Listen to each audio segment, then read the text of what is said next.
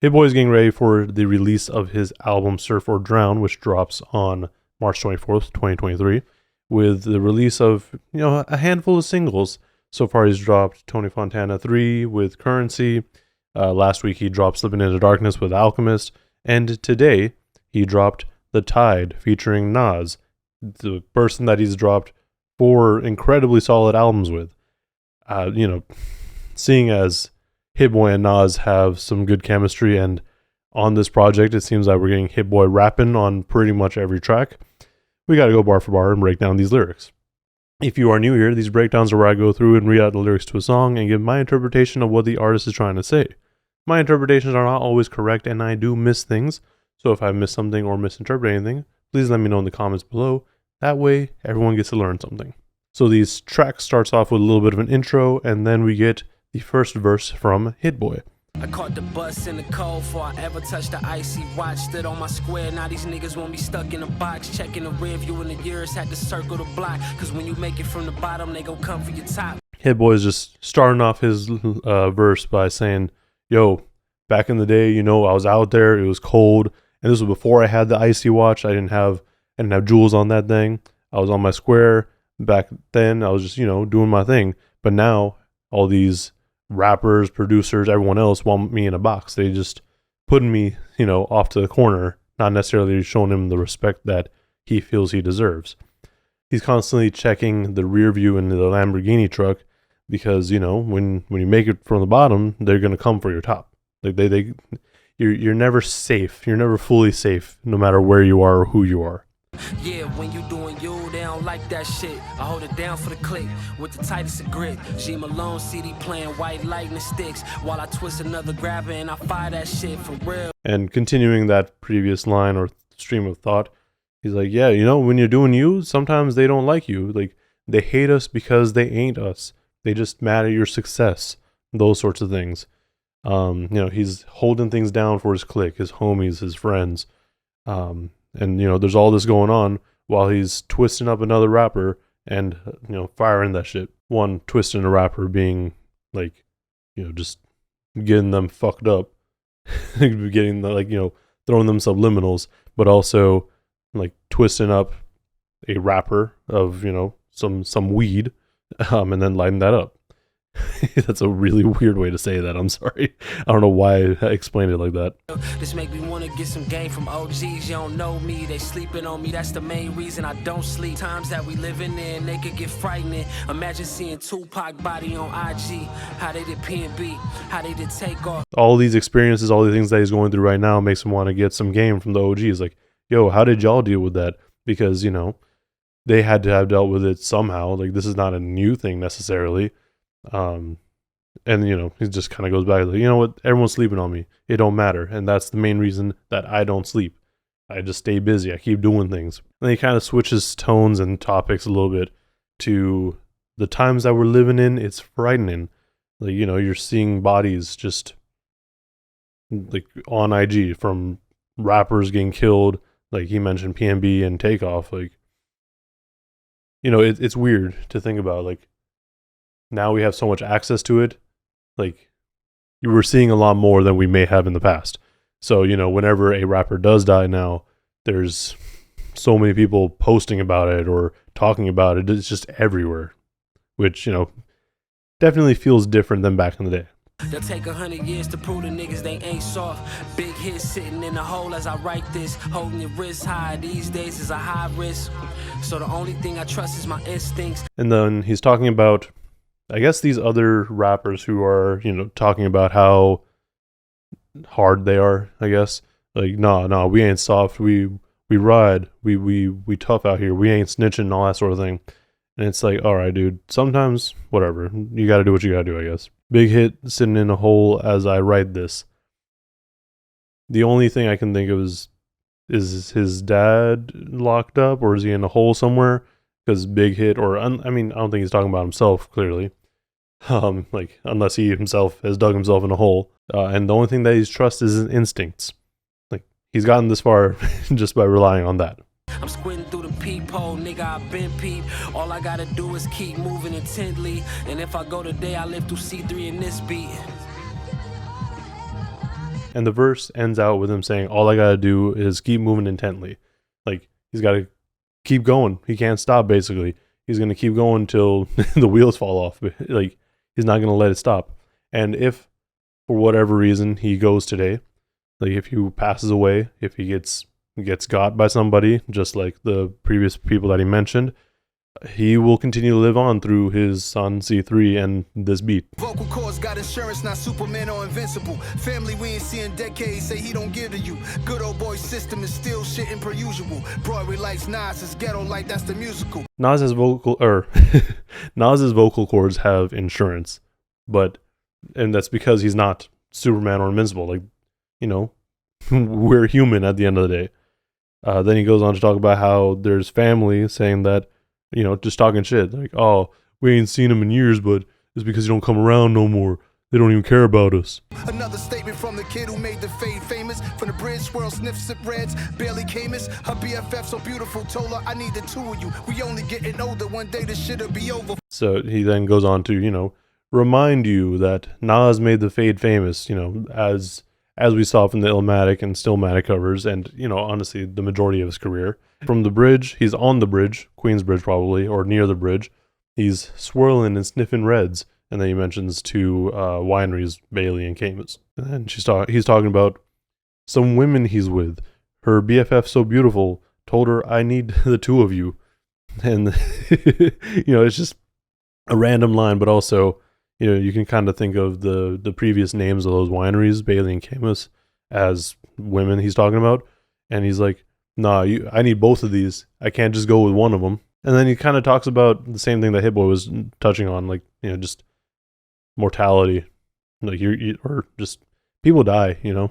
Like, one day you'll get old and die. Ideally you grow old and die. But with this rap shit, you know. 4 seasons of Costa Rica, she pretty as Mona Lisa, yelling at me on a yacht, fucking my inner piece up. Quickly forget a diva, and you don't forget either. They bite the hand and feed him, your man is low-key competing. He's at the 4 Seasons in Costa Rica, and the person that he's with is as pretty as Mona Lisa. And this person is, you know, just yelling at him, fucking up the vibes. You know, and then this is kind of like a remembering thing, which kind of goes on from the previous line. Like, we're only getting older, one day this shit'll be over. So, you know, he's remembering about this time that he was in Costa Rica. He was on a yacht, and, you know, something annoyed him, essentially. But he's like, you know what? Time moves on, things change, whatever. It's like a short-term thing. Like, quickly forget a diva, and you don't forget either. Like, you forget the diva, but you don't forget everything else that they did, I guess. Be somebody you help, they got beside themselves, moving like his body's under their belt, putting problems on you, they couldn't juggle themselves. That's how y'all give it up. So this pulls from the previous line about the man low-key competing. Or just people in general. Again, not necessarily just a man competing with Nas about a girl. It's like, there are people who are just, you help them out throughout life, and then they just start judging you, I guess. Like, or not even just judging you, like, they put these problems on you, like, oh, I can't do this, I need you to help me with it, or I need you to take care of it. It's like, yeah, on one hand, you know, you want to be there for these people, but then on the other hand, it's like, all right, now, I've been here for every damn issue you've had, leave me alone, why do you keep bothering me? Do anything to feel a rush, walk ahead and live it up. That's why the only thing I trust is my instinct. You squinting when you see me, I'm so bright and I've been peep. All I gotta do is keep moving immensely. If I go today, I live through night and destiny. He basically echoes what Hit-Boy said on the end of his verse, where he's like, okay, if I die today, I will live on through my children, and I will continue to, you know, run on instinct and keep pushing. Like, Nas has been rapping for damn near 30 years, and you thought he would slow down, but no, he'd been putting out albums even more consistently than ever. And then the people that he's going to be living through are his children, Night and Destiny. This is when we get a beat switch and we get a little bit of a chorus. I stand above the surface, another purchase. I know my purpose, hopping out in retro Jordan 1s. 6-figure whips, my nigga, we all in one.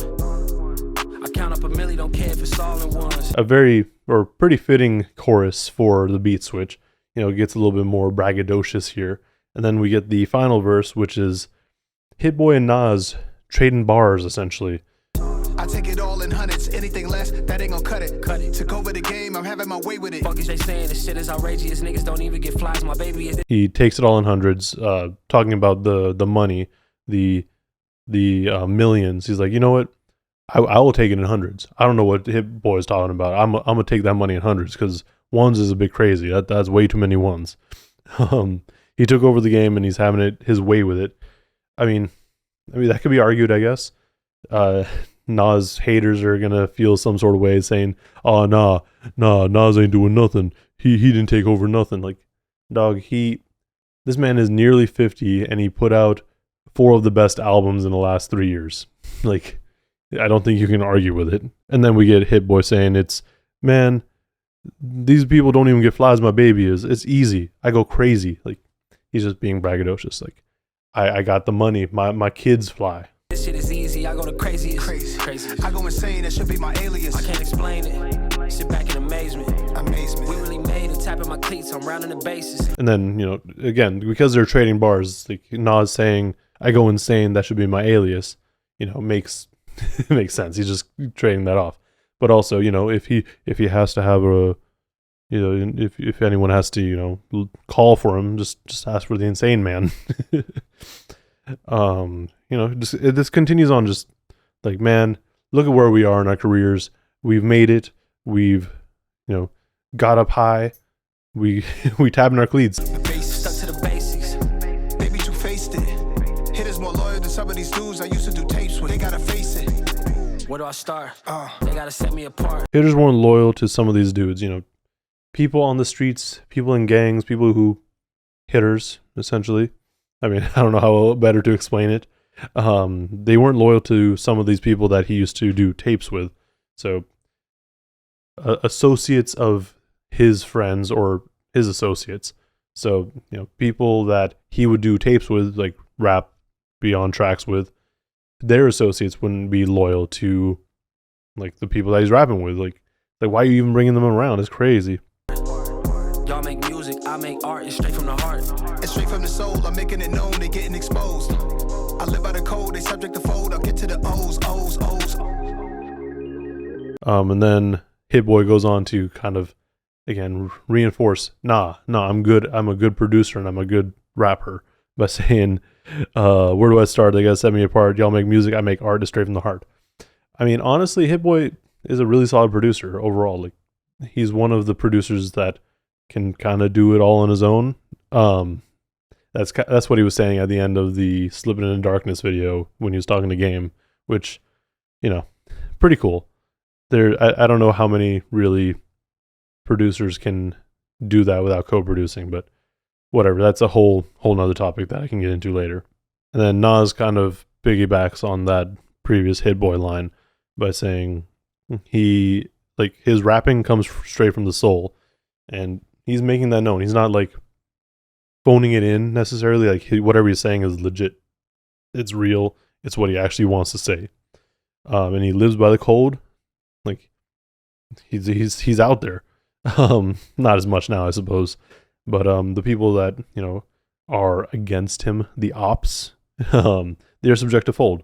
And he gets the O's, meaning like all the zeros after that big number. Then we get back to the chorus, and then the song ends. Overall, I enjoyed the song. The beat switch was pretty nice. It changed things up for sure. But I think it was funny because I was looking at some comments and people were like, "Oh, Nas on this sort of beat, that's crazy. I can't believe it." But it's a similar style beat that Nas has been on one of the King's Disease projects. So nothing too crazy there. I honestly, if this is the energy that Hit-Boy is bringing to his Surf or Drown album, I'm excited to hear the rest of it. Personally, I honestly have only listened to Slipping in the Darkness, because, it's interesting to hear two producers who sometimes rap hop on each other's beats. So that was cool. But this song carries that same King's Disease energy, and I enjoy it. Nothing too crazy to say about it. I guess the biggest thing is they both mentioned if they were to die today, their legacy will carry on, whether it be, well, they're talking about their children mostly, but I would say in their music and just just being them, just being them at the end of the day. But that's all I've got to say because I feel like I've gone on a little long. Let me know in the comments below what you guys thought of this track and if you're excited for the album. I mean, it comes out in a couple of days, so I guess excitement is gonna happen regardless.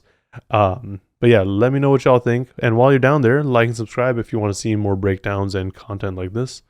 Thank you for watching, and please stay safe out there.